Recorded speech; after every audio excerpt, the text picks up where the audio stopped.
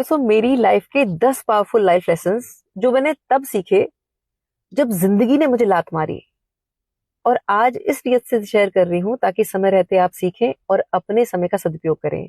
ये सारे मैंने नोट डाउन कर लिए हैं ताकि कोई चूके नहीं।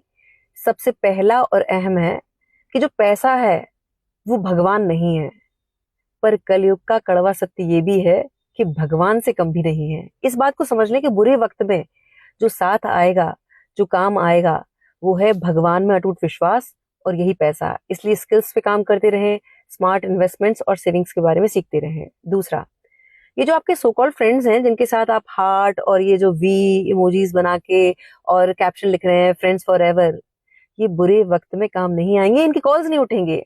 बुरे वक्त में काम आएगा ध्यान, एकांत और भगवान। इसलिए अपना संबंध इन तीनों से प्रगाढ़ करें, बुरे वक्त में यही आपको बनाएगा।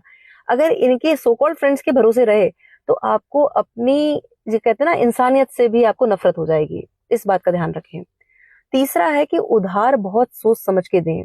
मानवता, उधारी दो अलग विषय हैं। मैंने बहुत बड़ी जिंदगी की मूर्खता करी कि अपनी सारी सेविंग्स उठाकर इमोशनल होके दे दी, और मुझसे कमिटमेंट दी गई थी कि 6 महीने के अंदर मेरा पैसा आ जाएगा।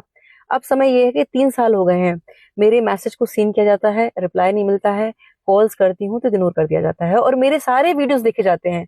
अगर मेरे स्टेटस डलते हैं तो वो सारे देखे जाते हैं, लेकिन रिप्लाई नहीं है, नियत में देना नहीं है। इसलिए उतना दें जिसे देकर आप भूल सकते हैं, वरना आपको रिश्तों से नफरत हो जाएगी। उसके बाद है कि नंबर 4 है कि रिश्तों को खुश करने के लिए नहीं, भगवान को खुश करने के लिए जिए। दोस्तों, मैंने मेरी लाइफ में अपना बहुत बेशकीमती प्रेशियस टाइम अपने उन सो कॉल्ड रिश्तेदारों को खुश करने के लिए किया जो मुझे जज करते थे, जो मुझे क्रिटिसाइज करते थे। मुझे लगता था इनको खुश करके मुझे जिंदगी में बहुत बड़ी कामयाबी मिल जाएगी।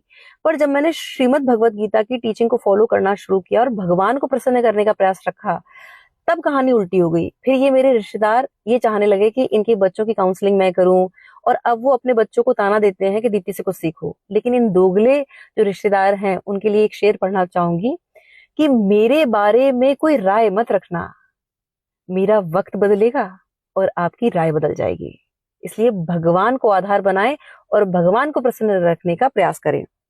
उसके बाद है, ये यूथ के लिए है, नंबर 5, कि स्पेसिफिक पर्सन को नहीं, अपने पैशन को फॉलो करें। इस बात को समझें कि जो आप प्यार की भीख मांग रहे हैं और पीछे भाग रहे हैं, उससे आपको धुतकार मिलेगी। लेकिन आप अगर अपने पैशन को फॉलो करेंगे तो संसार से आपको प्रेम मिलेगा। इस अंतर को समझें। उसके बाद है नंबर 6, लक। हर व्यक्ति की जिंदगी में लक आता है, लेकिन लक काम कैसे करता है इसे समझना है। एक डेफिनेशन है जो बताती है कि luck is when preparation meets with opportunity. जब हम अवसर, जब हम अपनी तैयारी को अवसर से जोड़ते हैं, तब लक बनता है। इसलिए हमें निरंतर अपनी स्किल्स पे काम करना होगा, तब जब वो मौका मिलेगा वो हमें लकी बनाएगा।